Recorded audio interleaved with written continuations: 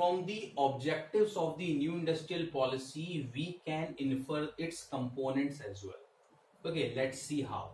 New industrial policy seeks to liberate the industry from the shackles of licensing system, drastically means liberalization. Okay, and reduce the role of public sector means privatization, and encourage foreign participation in India's industrial development means globalization. Okay, so these are the three main components of new industrial policy, which are popularly known as LPG: liberalization, privatization, and globalization. Okay.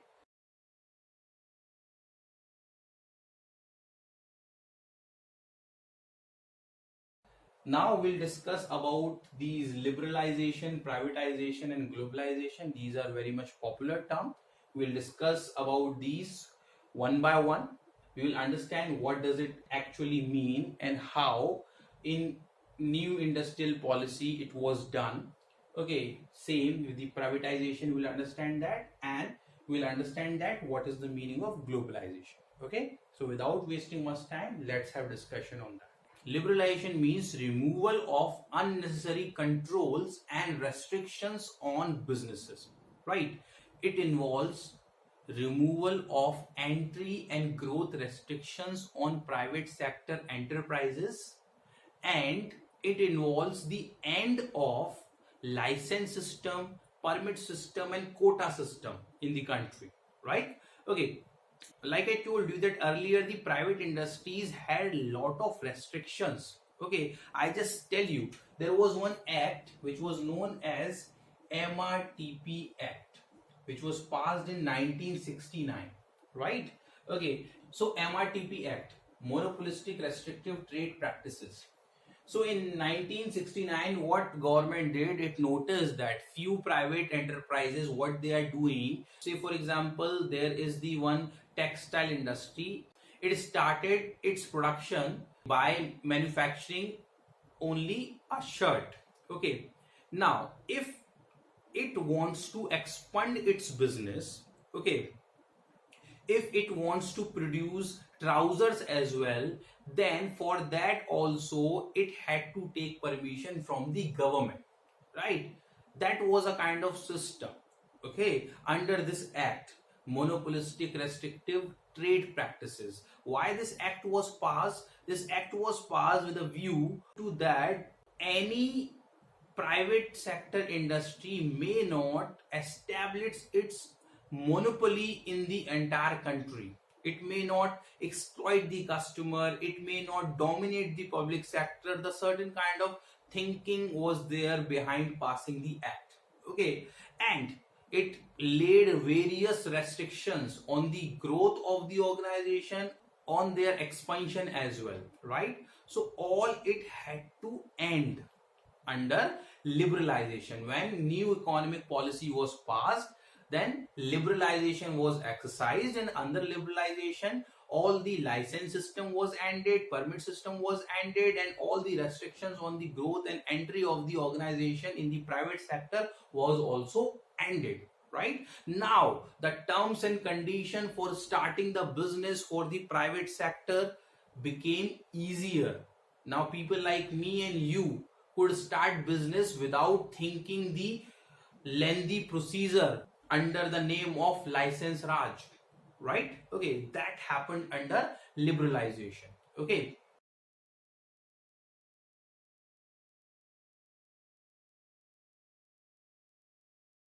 now let's discuss some points that how liberalization was exercised in India.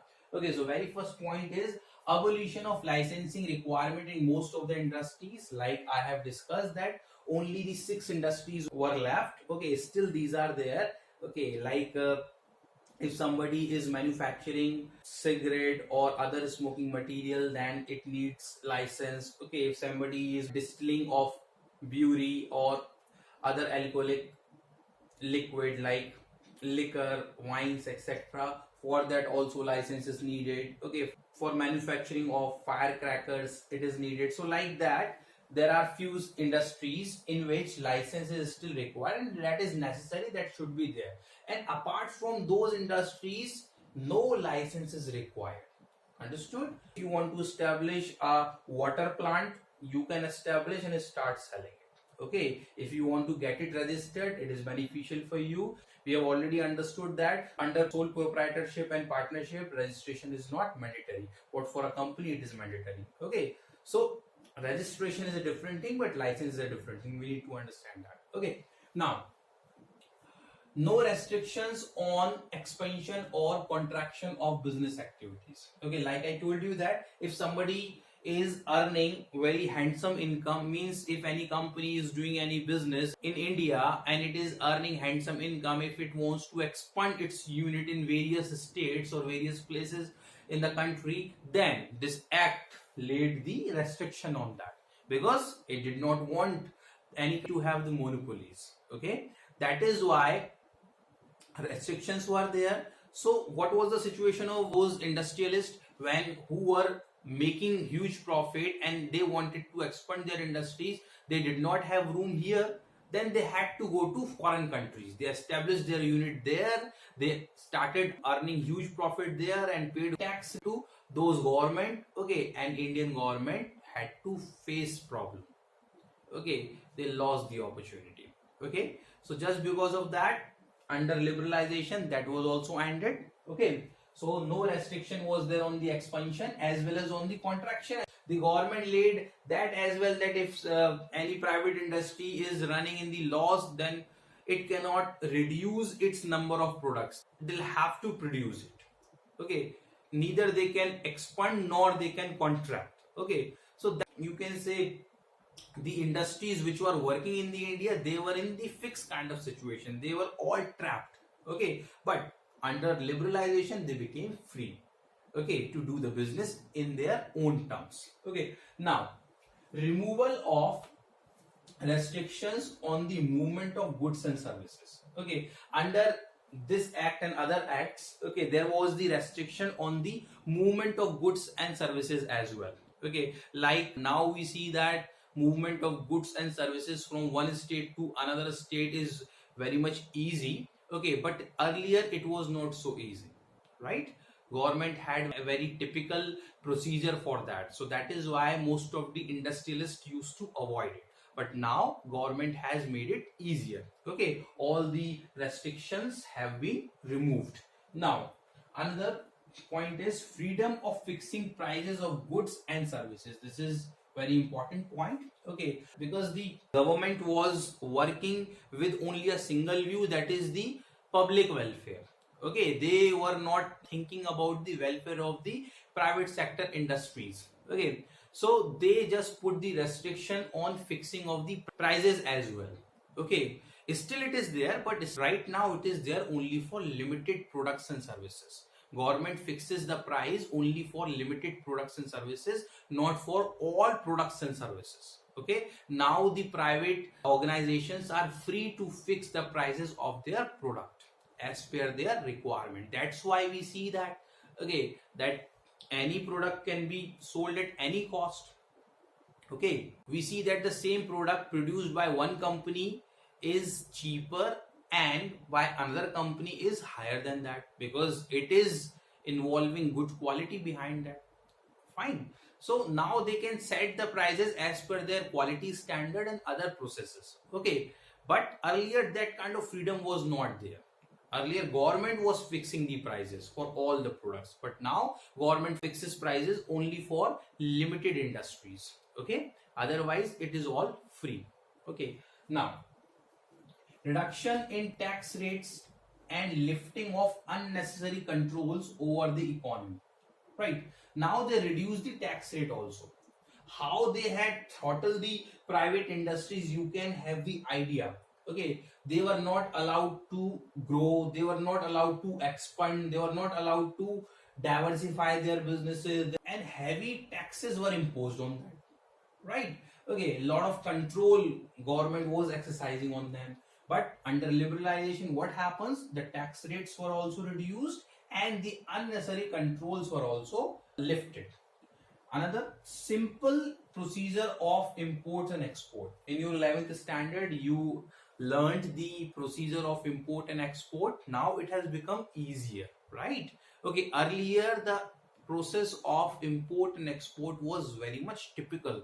It was not so easy to do export and import. So that is why the country was facing the problem, because foreign currency was not coming in the amount in which it was required. Okay, so that was happening, and to do import is the compulsion of the government, because for few products we'll have to depend on imports, because in our country that raw material is not produced. That is why we'll have to import those raw material and then we do manufacturing here. Okay, but export we could do. So right now lot of promotion is happening on export. Okay, government is always trying to reduce the import and promote the export. Okay, liberal process to attract foreign capital and technology. Now they have adopted the liberal procedure for attracting the foreign capital and foreign technology. Okay, earlier this kind of liberalization was not there. Lot of procedure restrictions were there. Because of those people who were in the need of doing that, they were also hesitating and were not taking the initiative for that, right? But now after liberalization, it all started happening in the positive manner. So it was all about how liberalization was exercised in India under new industrial policy 1991.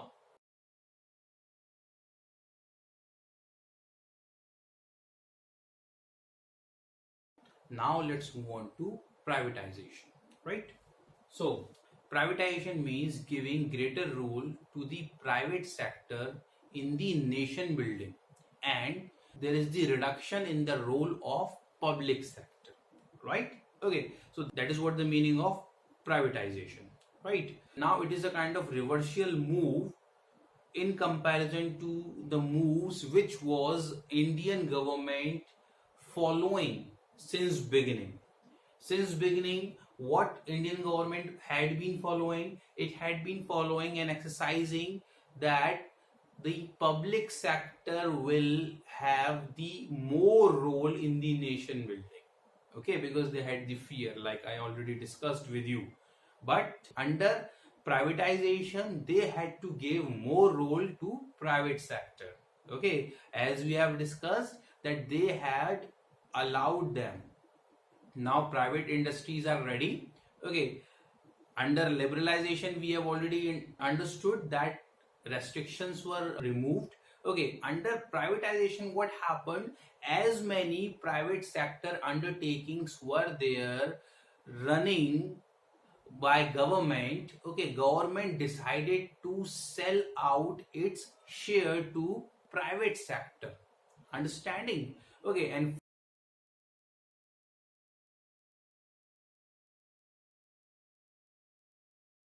for that government took two initiatives. Okay, and these are written here.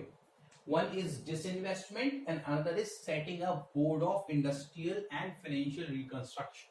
Let's discuss it in detail. Already we have discussed it when we were having discussion about the features of new industrial policy. Okay, say for example there is one PSU, public sector undertaking. Okay, and in this the 100% stake is there of government, right?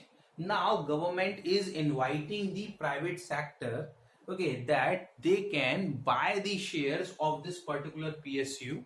Okay, so now government is inviting the private sector units to buy the shares of this, right? Okay, say for example that government has sold its 10% share. Now 10% belongs to private and 90% belongs to public sector, right? Okay, so this process is known as disinvestment, right? Okay, one more thing, let me tell you in clarity.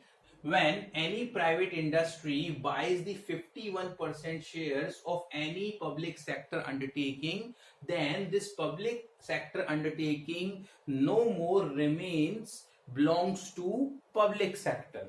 Now the ownership gets automatically transferred to private sector. So this process is also known as disinvestment, right? Okay, or you can say the 100% of the stake has been acquired by the private sector of some PSU. That is also disinvestment. Means disinvestment means any part or the whole shares of any public sector undertaking is owned by the private sector, right? Okay, or we can define it in the terms like disinvestment means withdrawal of the shares of the government from the public sector undertaking and transfer it to private sector industries, right? So this is all about the disinvestment. So after applying new industrial policy, this privatization happened more. So many public sector undertakings which were running in loss, government sold its share to private, because government also understood that the private industries hire the trained managerial staff and they can handle and run the organization in pretty impressive way and at profit. Okay, and consequently it happened so as well. Okay, now you can see that privatization is happening in electricity, it has happened. Okay, and in airlines also it has happened. Only Air India is being run by the government and all the airlines are private. Okay, so now we can see that privatization has entered even in railways. Okay, that is just because of the new industrial policy. Okay, so when a new industrial policy was applied, then this privatization happened at very large level, right? So many PSUs came under the hand of private sector. Okay, and thereafter private sector industries started flourishing. Okay, because they got heavy industries to run. Okay, now let's move on to another point of privatization, which is setting up board of industrial and financial reconstruction. So government set up a board. Okay, and this board was there for the public sector undertakings, because there were various public sector undertaking which were at the verge of closure. Okay, means when there is one public sector unit, okay, and government wants to sell its share to private sector, but nobody is buying that because it is there completely in loss. Okay, so government wants to close it. Fine, and after closing it, as many resources are acquired from those, government will sell it out. Okay, so this is the one work which will be done under this board. Another work was there, as the word is there, reconstruction. Okay, so there were so many sick public sector undertakings. Okay, for that different policies were needed to revive them. So this board was working only for that. Okay, it was doing the analysis of those sick industries. Okay, if government could mend its policies and bring it back on the operation and they may start earning profit, then this board was functioning for the government. Okay, or if it is not workable for the government, then this board was suggesting that it should be sold out to private. Okay, so this board was set up just to decide that whether this particular public sector undertaking needs to be closed or revived, and if it needs to be revived, then what are the measures to be taken, whether it will remain belonging to government or government has to withdraw its shares, okay, or transfer it to public sector. So this particular board was set up to take such kind of decisions. Okay, and the more impact was given to revive the organization, not to close them. Okay, so under this, privatization was exercised in India. Still it is happening, it is taking place. Fine, so this was all about privatization, that is the result of new industrial policy.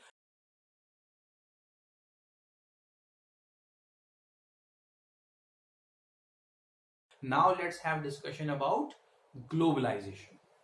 Globalization means integration of various economies of the world leading towards a cohesive global economy.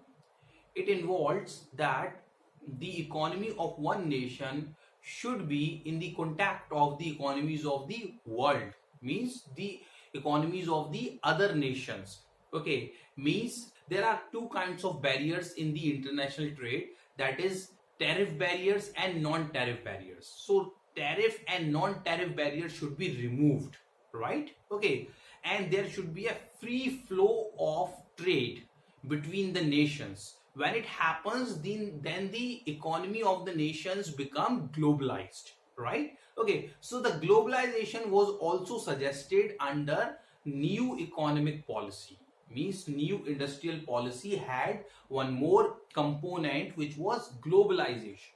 Okay, globalization means now there should be free flow of trade between the nations, means as many nations are there in the world, these all should come together for the trade, because the distribution of the resources is unequal. Some nation is producing one particular resource more because they are having the raw material in enormous quantity, okay, more than their consumption. So what it would do with that, it is supposed to export that, and other nations which are in the need of those particular resources, they will definitely import that.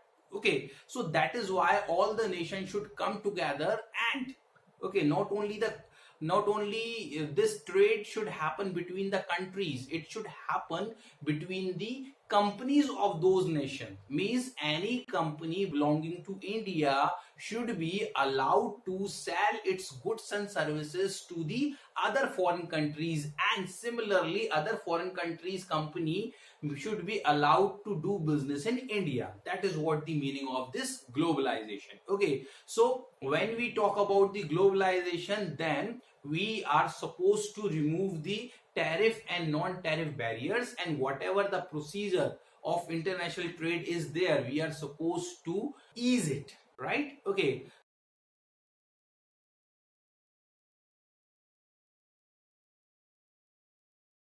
so when a country can be called globalized, only in these conditions, right?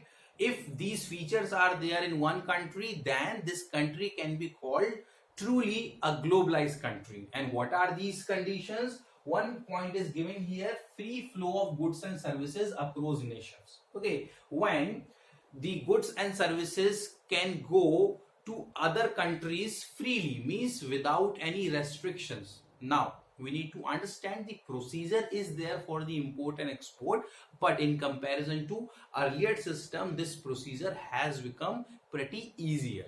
Okay, it is a kind of normal procedure as it is done in case of home trade. Okay, it's not anything special which is to be done. Fine, so there should be free flow of goods and services, there should not be any kind of restriction.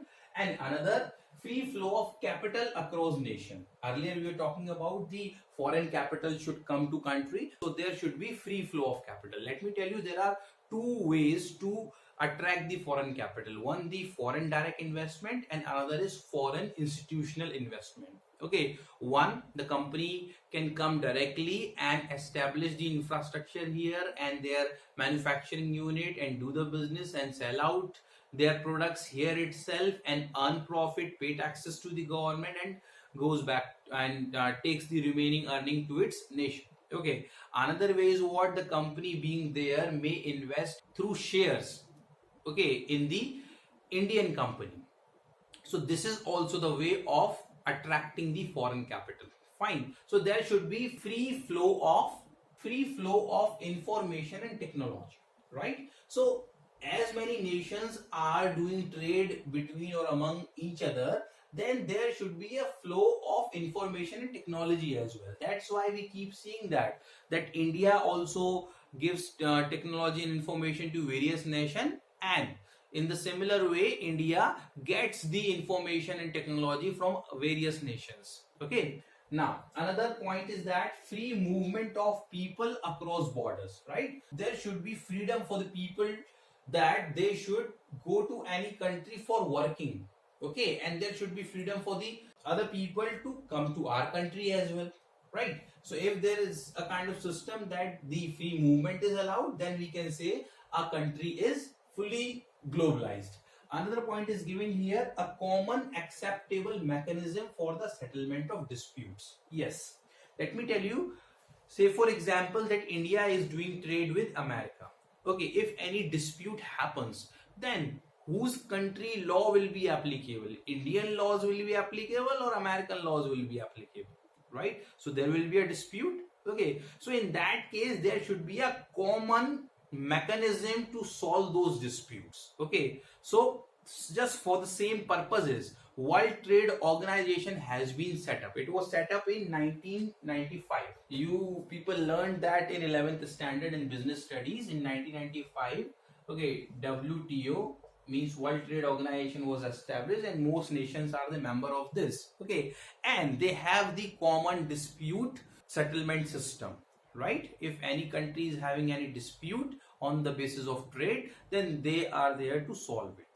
Okay, now another point is given here, global governance perspective.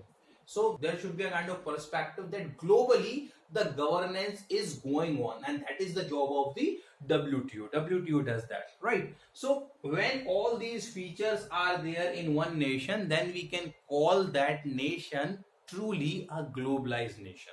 Okay, that is what the actual meaning of globalization. May be possible that a particular nation is exercising only 2 and 3 parts of that. We can still call it a globalized nation, but like the word has been used, truly globalized nation. Okay, so the truly globalized nation will be there only when these all features are there. So if any country is exercising 2 or 3 features, then it should try to exercise more and more features so that it may become ultimately the truly globalized one, right? So this was all about the globalization. Okay,